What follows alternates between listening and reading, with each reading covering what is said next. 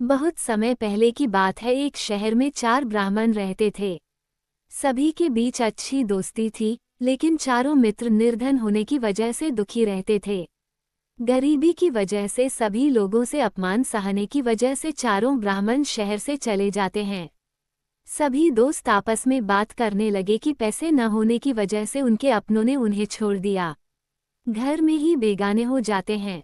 इस बात पर चर्चा करते हुए उन सबने दूसरे राज्य जाने और वहां भी बात न बनने पर विदेश जाने का फैसला लिया। ये निर्णय लेने के बाद सभी यात्रा पर निकल पड़े। चलते चलते उन्हें बहुत प्यास लगने लगी, तो वो पास ही क्षिप्रा नदी में जाकर पानी पीने लगे। पानी पीने के बाद सभी नदी में नहाए और आगे की ओर निकल पड़े। कुछ दूर चलने पर उन्हें एक जटाधारी योगी दिखा। ब्राह्मणों को यूं यात्रा करते हुए देखकर योगी ने उन्हें अपने आश्रम आकर थोड़ी देर आराम करने और कुछ खाने का न्योता दिया। ब्राह्मण खुश होकर योगी के आश्रम चले गए। वहां उनके आराम करने के बाद योगी ने ब्राह्मणों से उनकी यात्रा का कारण पूछा।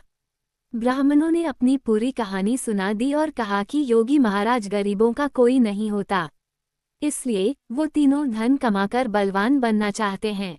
उनका निश्चय देखकर योगी भैरवनाथ बहुत खुश हुए। तब ब्राह्मणों ने उनसे धन कमाने का कोई रास्ता दिखाने का आग्रह किया। योगी के पास तप का बल था, जिसका इस्तेमाल करके उसने एक दिव्य दीपक उत्पन्न किया। भैरवनाथ ने उन ब्राह्मणों को हाथ में दीपक लेकर हिमालय पर्वत की ओर बढ़ने को कहा। योगी ने बताया, हिमालय की तरफ जाते समय ये दीपक जिस जगह गिरेगा, तुम वहां खुदाई करना। वहां तुम्हें बहुत धन मिलेगा। खुदाई के बाद जो भी मिले उसे लेकर घर लौट जाना। हाथ में दीपक लेकर सभी ब्राह्मण योगी के कहे अनुसार हिमालय की ओर निकल पड़े। बहुत दूर निकलने के बाद एक जगह दीपक गिर गया। वहां ब्राह्मणों ने खुदाई शुरू की। खोदते खोदते उन्हें उस जमीन में तांबे की खान मिली। तांबे की खान देखकर ब्राह्मण बहुत खुश हुए। तभी एक ब्राह्मण ने कहा, हमारी गरीबी मिटाने के लिए ये तांबे की खान काफी नहीं है।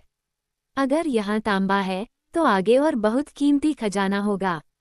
उस ब्राह्मण की बात सुनकर उसके साथ 2 ब्राह्मण आगे बढ़ गए और एक ब्राह्मण उस खान से तांबा लेकर अपने घर लौट गया। आगे चलते चलते फिर एक जगह दीपक गिर गया। वहां खुदाई करने पर चांदी की खान मिली। ये खान देखकर तीनों ब्राह्मण खुश हुए। फिर एक ब्राह्मण तेजी से उस खान से चांदी निकालने लगा, लेकिन तभी एक ब्राह्मण ने कहा, आगे और कोई कीमती खान हो सकती है। ये सोचकर 2 ब्राह्मण आगे निकल गए और एक ब्राह्मण उस चांदी की खान को लेकर घर लौट गया।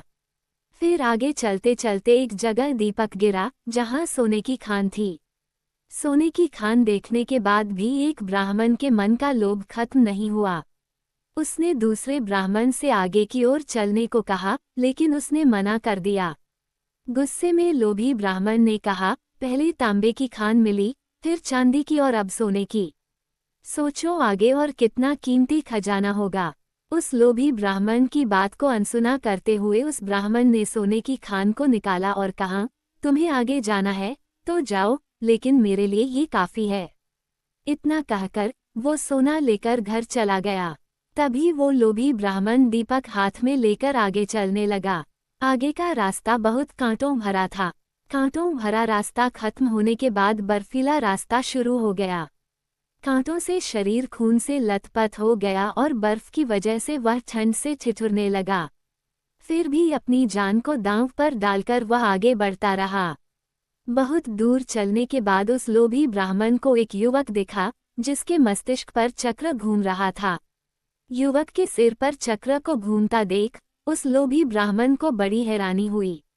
लोभी ब्राह्मण काफी दूर तक चल चुका था, इसलिए उसे प्यास भी लग रही थी।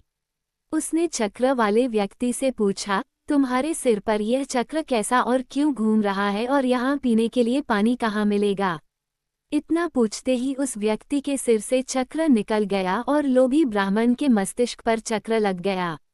हैरानी और दर्द से तड़पते हुए ब्राह्मण ने उससे पूछा, ये चक्र मेरे सिर पर क्यों लगा?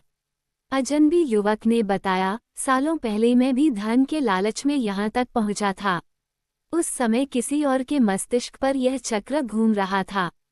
तुम्हारी तरह ही मैंने भी उनसे सब सवाल किया, तो मेरे सिर पर यह चक्र लग गया। तब उस ब्राह्मण ने पूछा कि अब मुझे कब इससे मुक्ति मिलेगी। इस पर युवक ने कहा, जब तुम्हारी तरह कोई धन के लालच में यहाँ तक पहुँचेगा और चक्र को लेकर सवाल करेगा, तब ये चक्र तुम्हारे सिर से निकलकर उसके मस्तिष्क पर लग जाएगा। फिर ब्राह्मण ने कहा कि ऐसा होने में कितना समय लग सकता है। इस सवाल का जवाब देते हुए युवक ने कहा, मैं राजा राम के काल से यहाँ हूँ, लेकिन मुझे नहीं पता कि अभी कौन सा युग चल रहा है। तुम इसी से अंदाजा लगा सकते हो कि कितना समय लग सकता है।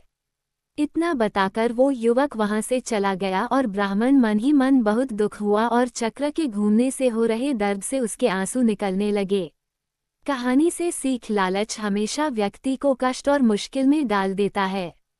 इसलिए हमें जितना मिलता है उसी में संतोष करना चाहिए और हर अवस्था में रहते हुए खुशी खुशी जीवन जीना चाहिए।